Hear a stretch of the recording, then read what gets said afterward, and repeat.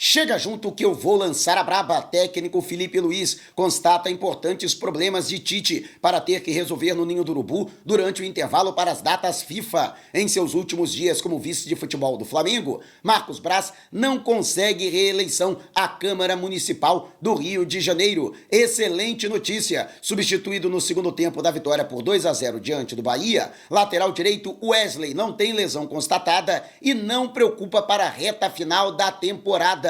E Orlando, uma das 11 sedes do Super Mundial do ano que vem, espera receber mais uma vez o Mengão em 2025. Te prepara, hein? A partir de agora, ó, é tudo nosso. Já chega largando o like se você ainda não se inscreveu. Inscreva-se, o botãozinho está aqui abaixo e não esqueça de acionar as notificações para o YouTube no seu smartphone para não perder nenhum de nossos conteúdos. Todos os dias tem vídeos novos com as principais informações e notícias mais quentes do Mengão. E no dia 9 de dezembro acontece o sorteio da FIFA entre os 32 clubes classificados para o Super Mundial que será realizado no ano que vem nos Estados Unidos. O evento será um laboratório para a Copa do Mundo de Seleções que será sediada pela América do Norte em 2026. Ao todo, são 11 sedes espalhadas pelo território norte-americano. 2 na costa oeste e outras 9 na costa leste. Orlando, que fica na Flórida, na costa leste, onde o Flamengo, inclusive, realizou parte de sua pré-temporada este ano, é uma das sedes, inclusive, com 2 estádios. O Inter & Co Stadium, onde o Flamengo empatou com o Orlando City e onde o clube norte-americano manda os seus jogos na MLS, e no Camp Ball, que é um estádio inicialmente para a prática do futebol americano, mas que também é adaptado ao nosso soccer, né, como eles chamam soccer, né, o nosso futebol. E Orlando, né, já está se preparando para receber clubes brasileiros. E é claro, a grande preferência é pelo Flamengo. Ao todo, são considerados 170 mil os brasileiros que residem na Flórida, né? São várias cidades com grandes concentrações de brasileiros. Além de Orlando, tem Miami, tem Fort Lauderdale, Tampa, mas Orlando é a cidade que mais concentra brasileiros. E, em sua maioria, torcedores do Flamengo. Fora os visitantes, parece que bagulho doido aí, negócio de 130, 140 milhões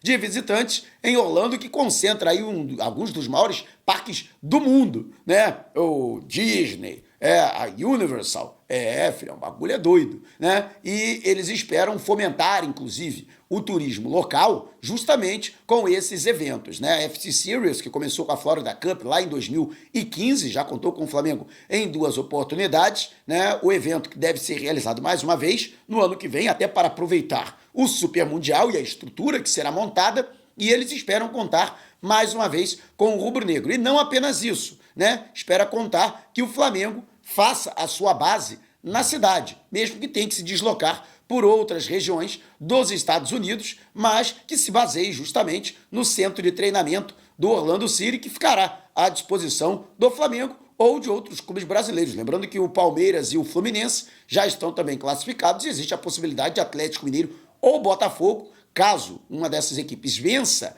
a Libertadores deste ano. Ambos estão na semifinal, onde o Flamengo deveria estar, né?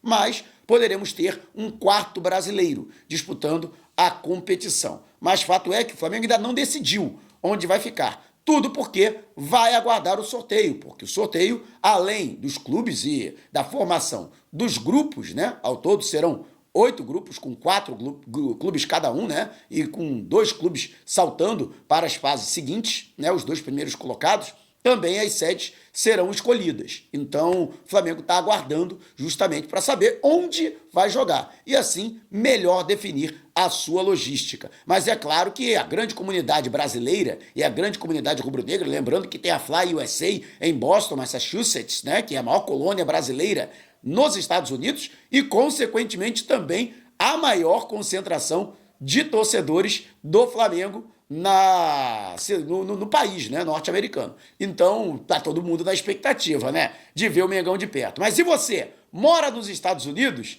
tá ansioso pelo Super Mundial para ver o Mengão de perto, deixe abaixo o seu comentário. Pretende viajar? para os Estados Unidos para acompanhar o Mundial do Mengão, eu ainda não estou garantido não, né? Eu ainda tenho que reunir aí recursos para poder chegar. Por isso que eu conto sempre com a sua ajuda, sempre com a sua colaboração, acompanhando os vídeos, recomendando, né, se inscrevendo, deixando o seu like para que possamos cada vez mais ter condições para poder acompanhar o Mengão. Mas quero saber a sua opinião, deixe abaixo o seu comentário. E ontem aconteceram as eleições municipais em todo o Brasil e, rapaz, a urna não é só bola que pune não, hein?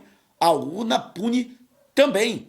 Marcos Braz, vice-presidente de futebol, que já anunciou que não fica no cargo, inclusive utilizou como uma das justificativas o investimento em mais tempo na sua carreira política, ele que atualmente é vereador pelo Rio de Janeiro, pelo município do Rio de Janeiro, concorria à reeleição e não conseguiu. Ele que obteve 40.900 votos na eleição passada, em 2020, este ano não conseguiu chegar a 9.000 votos, né? Foram apenas 8.152 votos. Com isso, ele acabou ficando fora, e bem fora, inclusive, né, da relação dos vereadores eleitos. Outro dirigente rubro-negro, Cacau Cota, diretor executivo de Relações Internas, Relações Externas, também estava se candidatando e também não obteve sucesso. Ele obteve menos de 4.000 votos, né? Até mesmo Bebeto do Tetra, que também tem identificação com o Flamengo, atuou pelo rubro-negro nos anos 80 e também teve uma curta passagem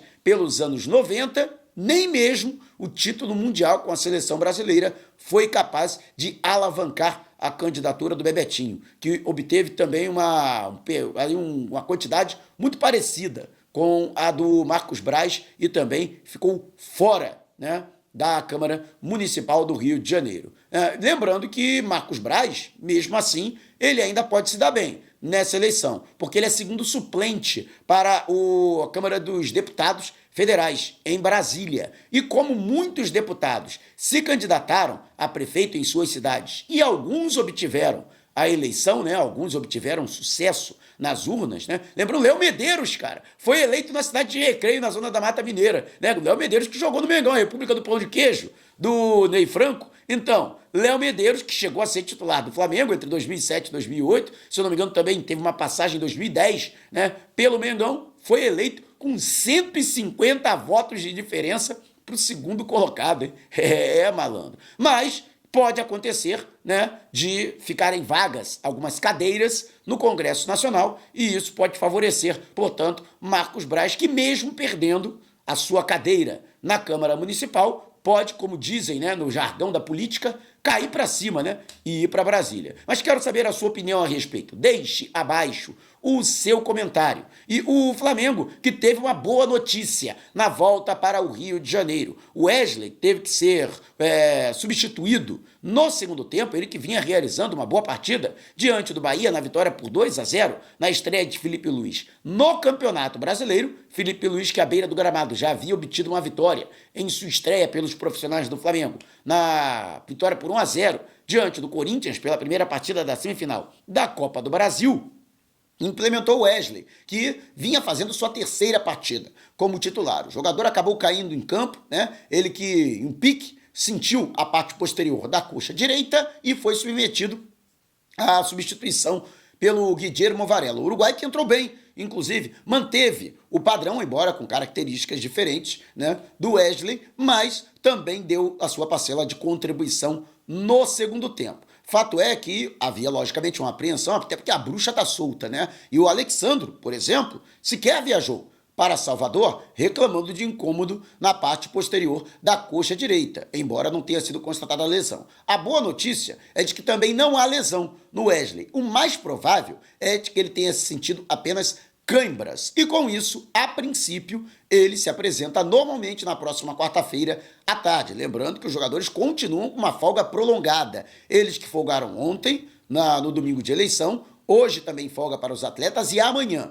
apenas na quarta-feira à tarde, acontece a reapresentação dos jogadores do Ninho do Urubu em Vargem Grande, na zona oeste do Rio de Janeiro, portanto, e o Wesley se apresenta normalmente para se integrar aos trabalhos. E você, o que vem achando das atuações do Wesley? Deixe abaixo o seu comentário. E por falar em Ninho do Urubu, Felipe Luiz vai utilizar esse período, ele que terá 7 dias, né, uma semana cheia para poder preparar a equipe para o clássico Fla-Flu do dia 17, quinta-feira, pela 30ª rodada do Campeonato Brasileiro, para resolver 2 problemas importantíssimos, 2 gravíssimos problemas dos tempos de Tite que ele acabou herdando. É até um pouco de injustiça atribuir somente ao Tite, até porque são problemas crônicos que o time do Flamengo já apresentava antes mesmo do Tite, mas que acabaram se intensificando durante esse período em que o treinador permaneceu no Flamengo durante quase um ano e ele não só não conseguiu resolver esses problemas,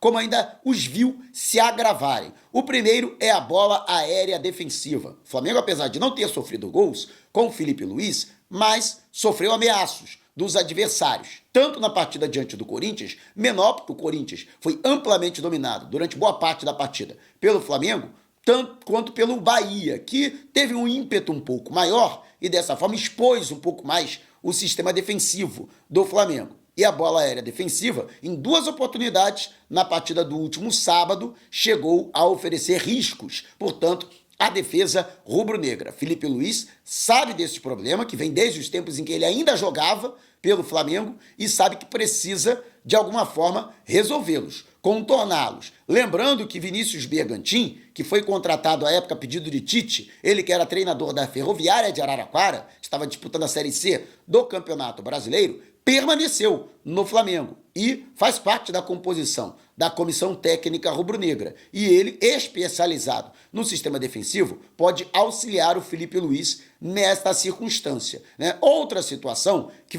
muito preocupa o Felipe Luiz, e ele quer, durante essa espécie de mini intertemporada, corrigir no Ninho do Urubu, é o maior aproveitamento na eficiência das jogadas criadas, as oportunidades ofensivas. O Flamengo ainda continua arrematando pouco e mal, embora tenha aumentado, né, o seu poder de finalização nas 2 partidas sob o comando do Felipe Luiz, principalmente pelo maior entusiasmo dos jogadores e também da rapidez na transição quando da retomada da posse de bola. Ainda assim, o Flamengo continua chutando pouco. A média de chutes do Flamengo continua sendo baixa. E mais, o Flamengo chuta mal, acerta muito pouco a meta adversária, testando o goleiro adversário. Então, é um desafio também para o Felipe Luiz ajustar esta questão, esse fundamento ofensivo, que é importantíssimo, a finalização. Ou seja, aumentar a eficiência, a letalidade do Flamengo. Ou seja,